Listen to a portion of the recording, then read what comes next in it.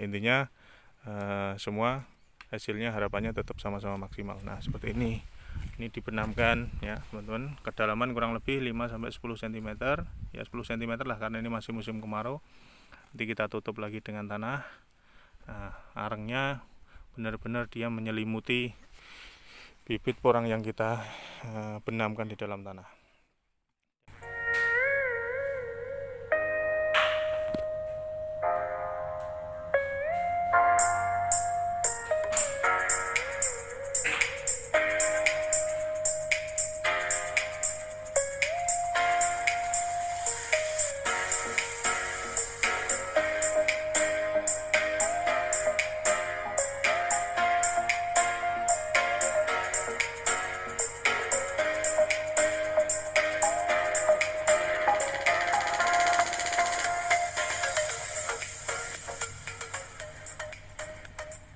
Assalamualaikum warahmatullahi wabarakatuh. Jumpa lagi di channel kami, Keluarga Exmoor.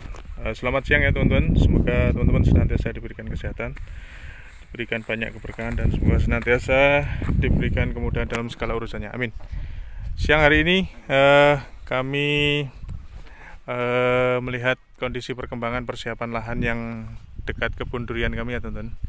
Kalau yang di dalam kebun sana kan yang biasa kami review di video-video sebelumnya, yang kami tanam di bawah naungan pohon durian. Nah, yang lahan sini ini yang kami tanam tanpa naungan ya teman-teman. Tapi jenis tanahnya tanah tanah merah kalau di tempat kami. Loh, tanahnya seperti ini, seperti biasanya yang kami review di video-video sebelumnya. Yang di bawah pohon durian tanahnya seperti ini teman-teman. Nah, dengan tanah yang kondisinya gembur seperti ini, mawur lah istilahnya, ini kebutuhan sekamnya tidak sebanyak seperti kalau di lahan-lahan yang petak-petak kami yang tanahnya liat lempung.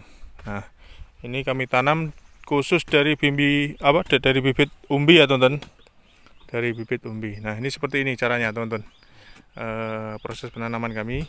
Kalau yang di tanah merah tidak kami tebar secara merata.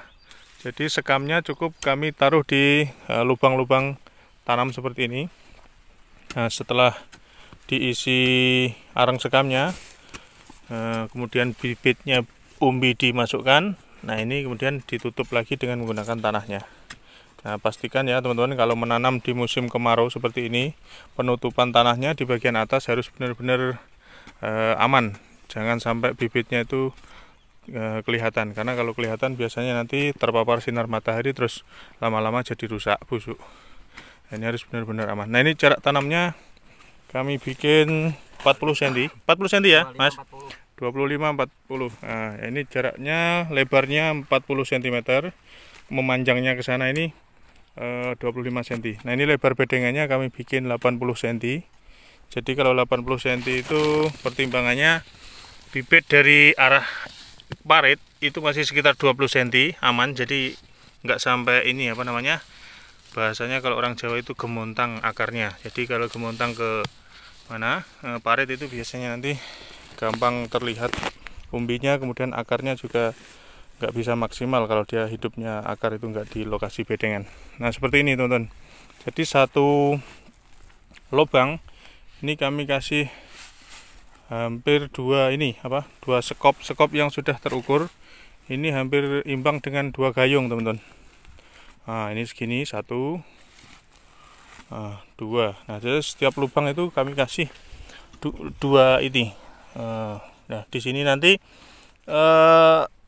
targetnya dari bibit umbi yang seukuran rata-rata ini ya teman-teman, 2 on, 3 on, ada yang 1,5 on, ada yang 4 on. Nah, ini dengan bibit sebesar ini ya, ini 3 on, 2 on, 4 on, 2,5 on, 3,5 on.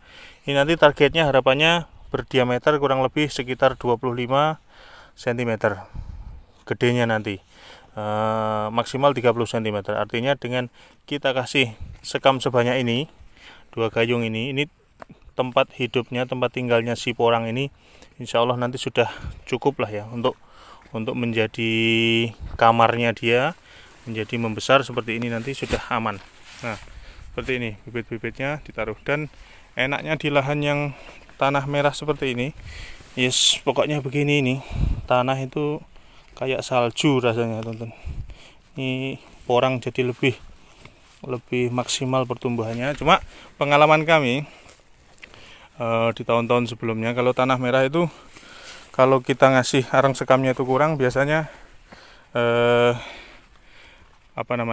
umbinya itu kadang kurang maksimal dari sisi sehatnya. Kadang mudah diserang kayak binatang-binatang itu ya, ulat-ulatan, terus kaki seribu segala macam itu, termasuk kadang muncul cacar air ya, kayak bentol-bentol itu. Nah itu kalau yang kita kasih arang sekam banyak-banyak aman ya, mungkin karena dia steril ya, lebih steril, terus kemudian ininya kandungan unsur hara mikro makronya juga bagus, maksimal.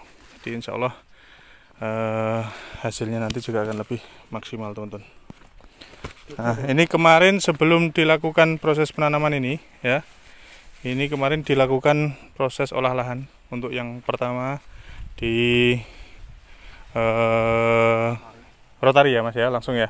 Kemarin nggak diluku dulu ya, langsung rotari ya. Kemarin langsung di rotari teman-teman. Habis di rotari kemudian langsung bikin bedeng jalur kalenan seperti ini ya paritnya.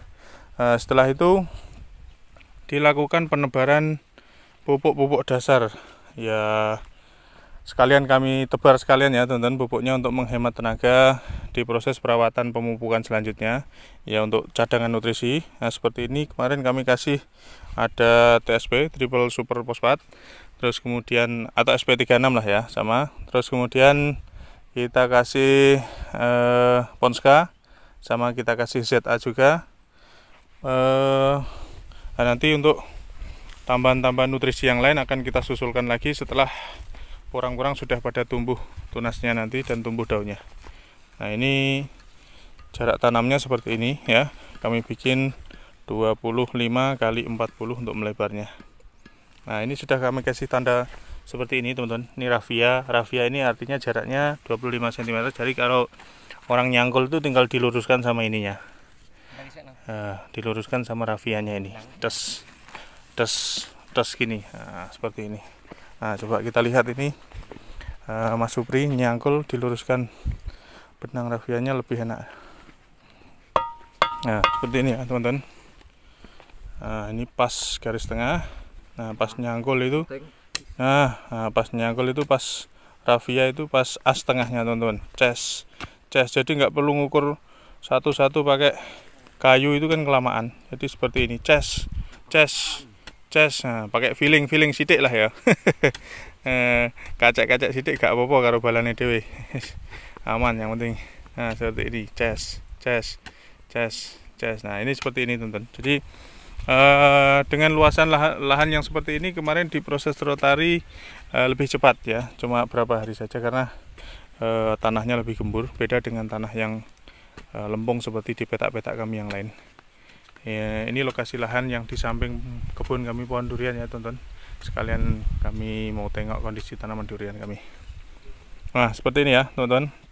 Jadi usahakan sekamnya dikasih yang banyak-banyak ya. Sebenarnya sekam bisa dicampur sekalian ya, itu pilihan ya teman-teman, bebas ya. Jadi di lahan kami yang tanahnya keplak ya, yang lempung itu memang kami rotari secara merata, kami tebar di seluruh lahan, kemudian kami rotari, baru dilakukan pembedengan, penebaran pupuk dasarnya di tiap bedengnya, baru kami lakukan proses penanaman. Nah tapi kalau di tanah merah seperti ini, karena tanahnya sudah gembur, teman-teman bisa lihat sendiri bagaimana gemburnya lahan tanah merah di daerah kami loh. Ini padahal nggak ada hujan, ini dicangkul-cangkul, ini kayak salju kayak gini tanahnya. Nah ini kan artinya di lokasi titik-titik yang kiri kanannya itu tidak terlalu membutuhkan bahan-bahan kompos untuk penggembur lagi, karena tanahnya sudah sangat gembur.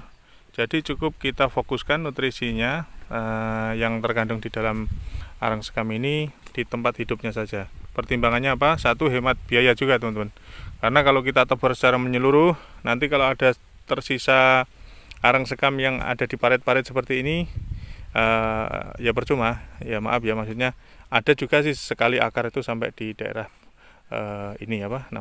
parit. Tapi kalau parit kan seringnya kita jangkul, kita tata, jadi kita lebih memilih untuk kita taruh fokus di titik-titik penanaman saja. Tapi kalau teman-teman yang ingin melakukan penebaran secara merata, nggak masalah. Intinya semua hasilnya harapannya tetap sama-sama maksimal. Nah, seperti ini dibenamkan ya teman-teman, kedalaman kurang lebih 5-10 cm ya, 10 cm lah karena ini masih musim kemarau. Nanti kita tutup lagi dengan tanah. Nah, arengnya benar-benar dia menyelimuti bibit porang yang kita benamkan di dalam tanah. Dan seperti ini, karena kita pasang benang seperti ini kiri kanan, jadi bibit umbi porang yang kita tanam itu benar-benar seperti disipat bahasanya orang Jawa, itu benar-benar lurus ke sana. Jadi nanti kalau proses manen pun ke depan insya Allah lebih mudah.